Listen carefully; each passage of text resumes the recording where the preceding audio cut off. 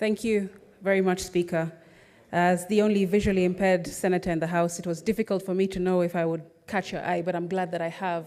And I thank you for the opportunity to also, with some of my colleagues, oppose this motion. Mr. Speaker, I've heard a colleague use the book of Nehemiah to prosecute her support of this motion. But what exactly did Nehemiah say when he was urged to retreat? What was Nehemiah's decision when people were trying to distract him from his work? Mr. Speaker, Nehemiah said, I am doing a good work and I cannot come down. And that's what Gen Z are also saying to the executive and to members of parliament, that they are doing a good work, standing up, speaking for themselves and for their colleague young men and women who are out in the streets, Mr. Speaker, and they cannot come down. And neither should we in this Senate. How can we go on a recess? Why are we going on a recess? We have just come from a 3-week recess period, Speaker. Why do we need 2 more weeks to reflect? This is a house of reflection, and we have to do it while we're sitting in these seats and when we're speaking in these microphones.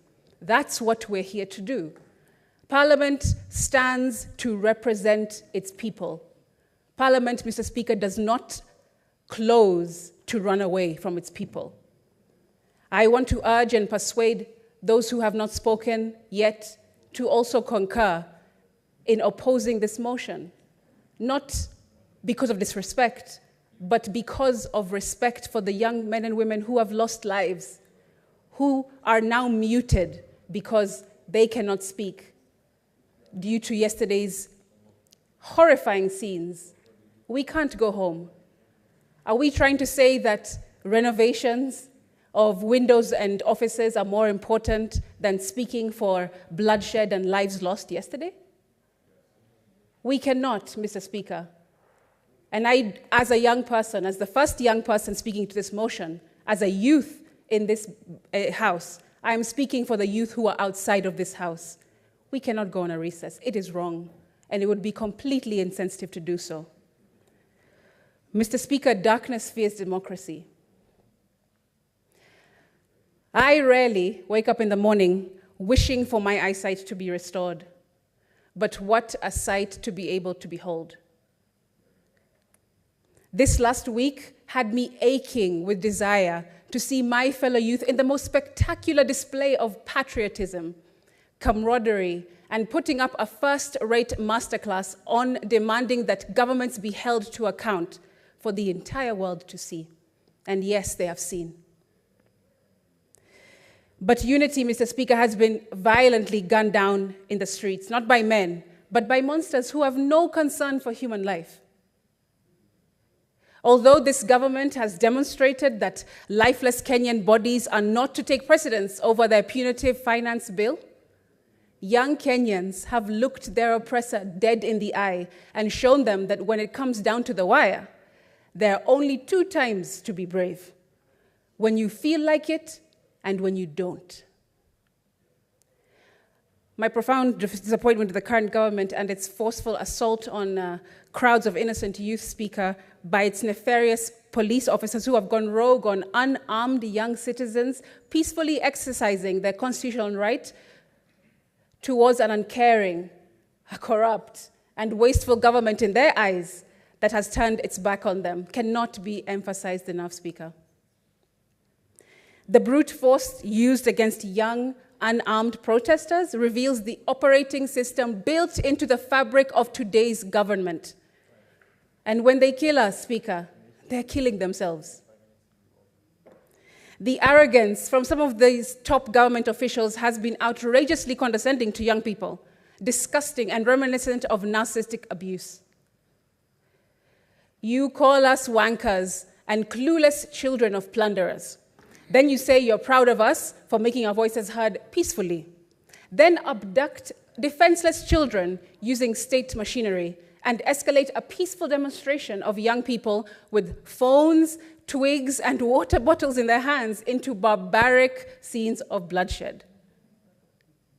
Young people, Mr. Speaker, were not out to kill. In fact, I was here on this premises yesterday when everything set off.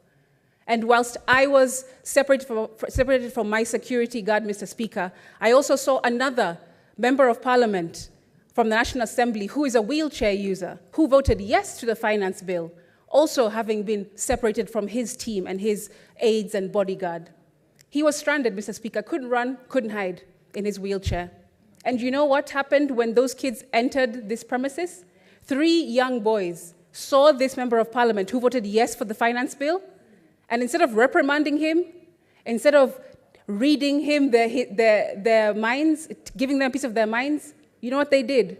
They actually carried this member of parliament in his wheelchair to the tunnel so that he can go and seek refuge across in Bunge Towers. And then the 3 boys ran back and joined their fellow comrades. That's what happened. These kids don't operate in mendacity, Mr. Speaker. They are moral youth who are just trying to get their voices heard. So this peddling of a message or narrative that these youth are evil, they are killers and criminals, they're not. That is completely misguided and untrue.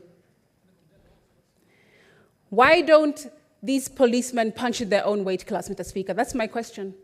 I've been asking myself, would they come into parliament and try and abduct or take on Aledama or Lekina?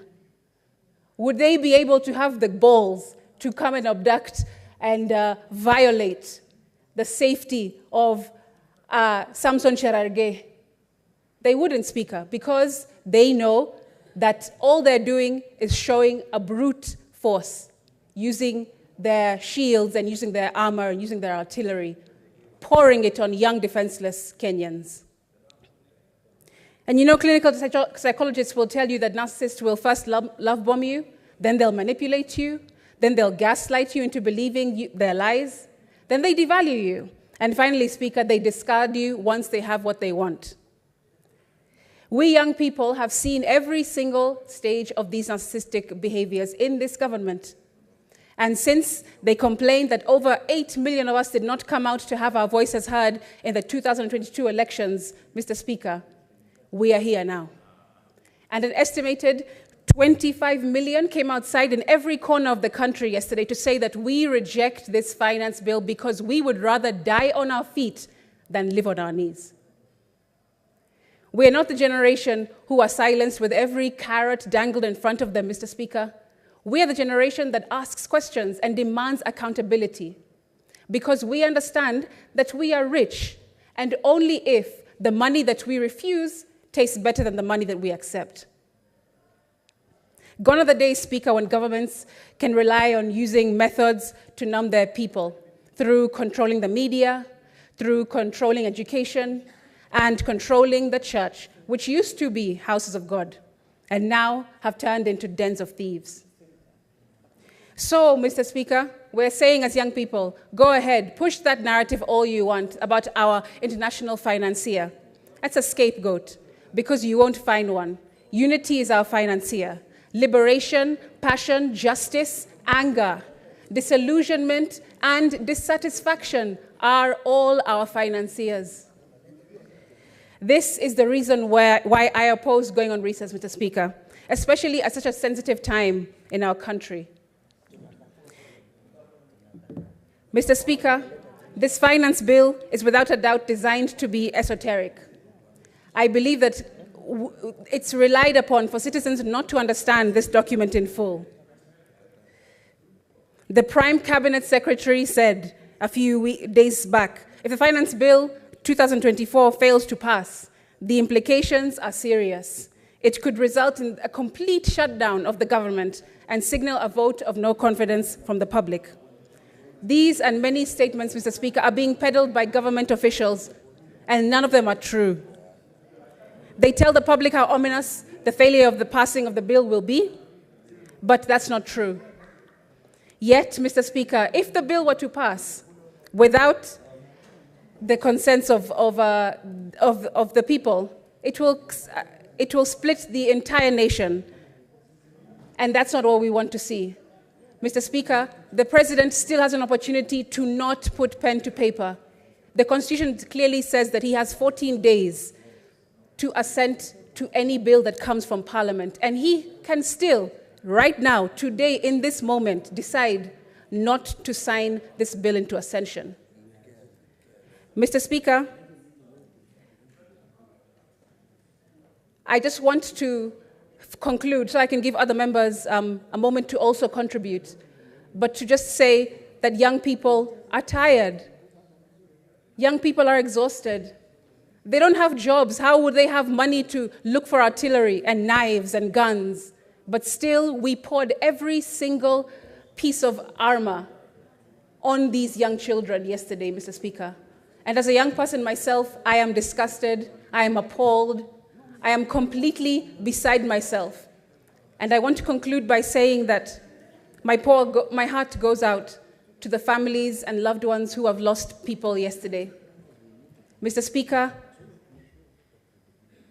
I was disappointed to hear the President's speech yesterday. I had hoped that more unity would have come from it, but there was no empathy for the pain that Kenya is feeling right now, Mr. Speaker. There was absolutely no sign of benevolence when he spoke, Mr. Speaker. Mr. Speaker, I would have hoped that the President would have come to unify, would have stood in that address and unified the nation, but instead he threatened. Instead he was glassy. Instead he was cold. And Mr. Speaker, I just want to comfort those in closing by saying that even though they cut our wings and tie our feet, still we will rise.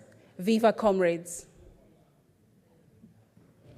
Now, Honorable Senators, it is 12:30, in fact 12:32.